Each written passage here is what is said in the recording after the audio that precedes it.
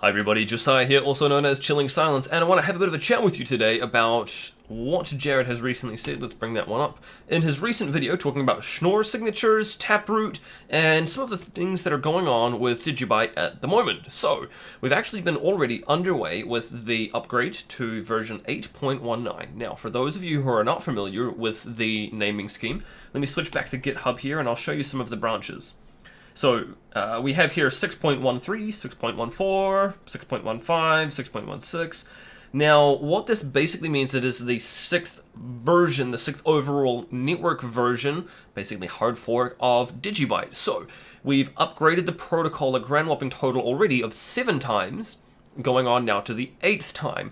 Jared talks a bit about this quite a bit, basically describing how other projects have gone off and started a new one every single time they have a great idea. Instead, with DigiByte, these have all been incorporated in, so it's not being relaunched half a dozen times, basically. These are all upgrades that have occurred since the very beginning, since 2014, when DigiByte was first released. We are now on the 8th major version, or we're about to be, I suppose. We're currently on the 7th.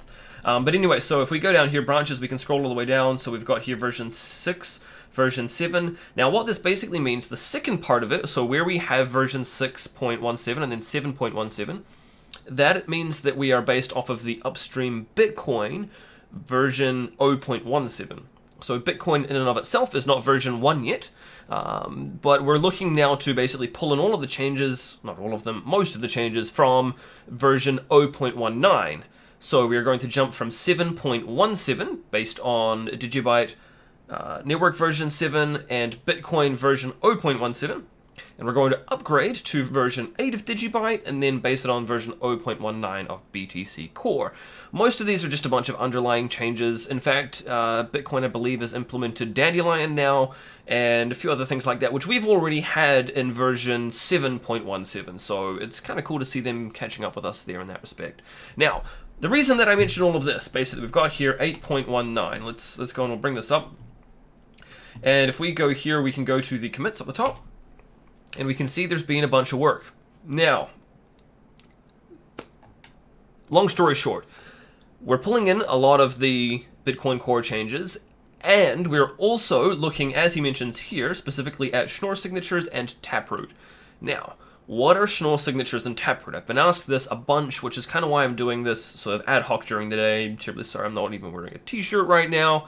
It's a beautiful sunny day outside, but I've been asked a bunch over the last day or two, and it kind of hit critical mass. So, here we are. Schnorr Signatures and Taproot. Now, Schnorr Signatures are basically an upgrade of what we're already using in both Bitcoin and DigiByte. We actually use ECDSA, which is... it's been around for a while. It was created ECDSA originally in response to the patents around Schnorr Signatures. So despite the fact that Schnorr Signatures are better in a number of ways, for example, we don't have the transaction malleability that we did, which impacted the Great Exchange hack from Mt. Gox back in the day, that sort of thing. Schnorr Signatures are not vulnerable to that kind of thing. So that's cool already. They save space. Again, also cool. But Schnorr Signatures plus Taproot allows you to do some really nifty things when it comes to the blockchain and the way that you sign certain things. So what I'll actually do, let's quickly bring this up now. Let's bring up let's bring up chains real quick. This will hopefully explain it a little bit. Let me go and bring up some blocks here. Let's bring up a couple of transactions. So, if we have a look at this block here, we can see that there are 2 separate inputs inputting 2 small amounts of DigiByte, and they're going off to 2 different addresses here. So the combined value out is 1.12 DigiByte. Now the way that this works is you have to basically sign and prove that you have these inputs. What you can do with Taproot and Schnorr Signatures is basically not quite add them together. That's kind of the wrong word, but it's effectively the same as adding them together. So you could prove with one single signature that you had the right to basically spend those 2. Now this obviously becomes really important when we start looking at things like multi-sig as well. We have a bunch of different things that we can do there. So for large exchanges which do multi-sig, they can benefit from this because their transactions will basically look very similar to, well, indistinguishable from a regular transaction. So that's also kind of cool. So in addition to the space saving there, we've also got that benefit, and you can also do some interesting things where if the whole entire block used Schnorr signatures, you could basically have an individual single signature for the whole block, which you could then use to again validate and basically go, yep, everything is cool as soon as you get that block, rather than having to go through and verify a whole bunch of smaller individual signatures. You kind of have one. Again, this is kind of a bit of a simplification here, and unfortunately this is a relatively complex topic, but this is probably the best way to simplify things. Now, a lot of people talk about this improving your privacy. Yes, it does, but not in the way that a lot of people also presume. So, although this will improve the privacy in certain aspects, this is not going to immediately make DigiByte into Monero, for example. So, there's still going to be that difference there. Again, I've been asked a lot recently about MimbleWimble, and it's also worth clarifying that the same applies to MimbleWimble. When we look at the likes of what Litecoin are doing with MimbleWimble, this is specifically around fungibility. This is not around privacy. Now, actually, why don't we quickly, let's bring that up, actually, because this is also kind of important here. Where are we? Litecoin projects. Yeah, let's drag this one across here.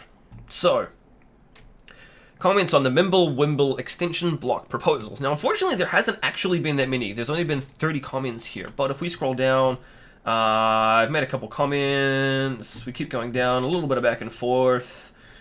And we have a really, I think it was David who... Yeah, here we go. So, MimbleWimble is exactly as it has always been cracked up to be by those of us who work with MimbleWimble daily. MimbleWimble alone does not provide much unlinkability. Now, by that, he's basically meaning privacy in terms of not being able to prove that you spent this, for example. He says, this has been documented in numerous places. So, what they're also doing is they're looking to add additional tweaks and things and do the likes of Dandelion, eventually, even though that's not actually in their proposal. No, the proposal's not there. Anyway, so although that's not in the proposal, he also recommends adding that in. DigiByte's already got Dandelion for IP privacy, which is great. So, cool, tick, awesome. Great stuff. Now, MimbleWimble in and of itself basically provides what's known as fungibility. So the inability to determine that one, say for example, one banknote is different from another banknote. Now, this is important because if you're using something as cash, let's say for example, you receive a payment from somebody and they used, let's say for example, the Cryptopia hack. They sent you some of your currency. In this case, this is applicable to Litecoin, so I'm just going to use that. Let's say they sent you some Litecoin, and this was from the Cryptopia hack. Now, you then take those coins, and you then go and try and deposit them into an exchange, because you want to sell them, and you want to buy some DigiByte or some Bitcoin. Cool, no worries. The exchange could then take those and basically go, oh, look, we've traced these. These were from the Cryptopia hack. We're not going to credit your account with them. They're bad. So what MimbleWimble instead does is it uses the UTXO set rather than the... How am I explaining this? This is probably the wrong way of explaining this. It changes the way that it uses the coins, basically. And they all effectively become the same. So you don't have that tainting of coins and things like that. This is what they mean by fungibility. The inability to distinguish from one coin against another. Now, again, clarifying a whole lot of stuff here because this is all super duper important. Now, this is what MimbleWimble is looking to do. It will not do privacy as such. And this is what they, again, specifically mention. Where is it? This is what... Where are we? This is what David mentions down here. He clarifies and confirms that. So, MimbleWimble is not about privacy. Taproot and Schnorr Signatures also, likewise, are not about being a privacy coin. So, again, Monero is still something completely different ballgame there. It does improve your privacy in a number of other ways, similar to like Dandelion protects your IP privacy. This also protects people from knowing if you have used a multi-sig wallet and a bunch of other things along those lines, along with a bunch of space savings, along with a bunch of other improvements and the likes. Are there any disadvantages for this? Yes and no, they're pretty minor, and this can effectively be soft forked in. So, despite the fact that DigiByte version 8, because we will be bringing in the likes of ProgPOW and hopefully as well RandomX, and looking into the future as well with further algorithm swaps, we will be doing a hard fork there. And everybody, like we've mentioned, actually, let's quickly bring that one up because that's a really good... Do we have DigiByte? Where's DigiByte blockchain? We don't have it on there. Let me quickly bring that up.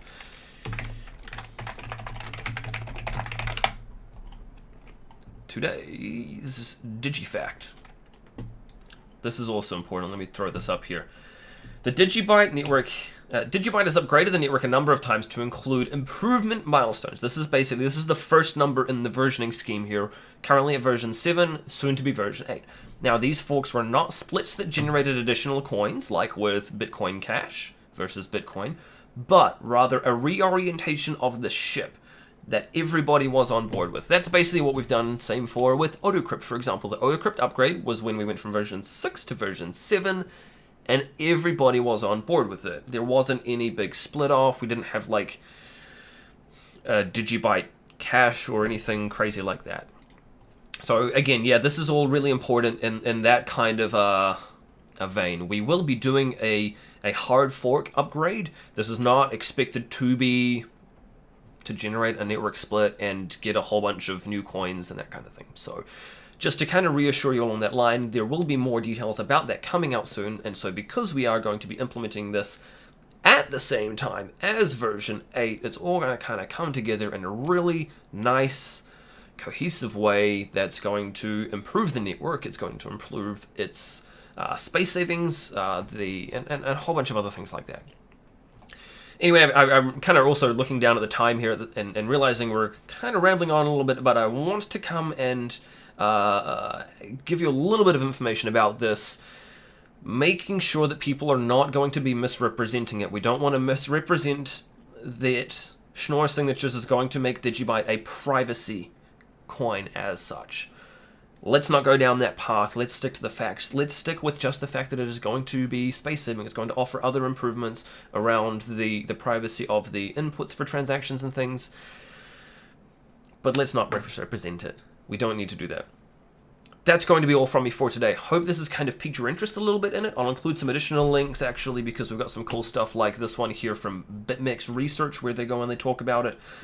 Because Bitcoin has basically been looking at bringing this in, I think actually originally talked about it in 2012, a lot more seriously in 2016 to 2018 even, and now we actually have these proper BIPs. I happen to have a couple of them open here. So these are the 3 BIPs that we're looking to basically bring into DigiByte as of the next version. Again, I'm aware that this is not 100% like at a kind of a high level, factually accurate down to the point, especially where I talk about adding together signatures and things like that. It's not an add in the traditional kind of sense, but this is more of a simplification to ensure that as many people as possible can understand it and benefit from the knowledge of what we're about to be doing and why. So I'll include this link down below. We've also got some further links which will hopefully kind of point you in the right direction if you are curious. That's going to be all from me for today, though. Hope you've enjoyed this. Consider leaving a like, hit the subscribe button, leave a comment down below, share this with your friends. You can reach out to me if you do want. I'm on Twitter at DGB_chilling. Otherwise, I'll talk to you in the next video, and I'll see you tomorrow. Cheers.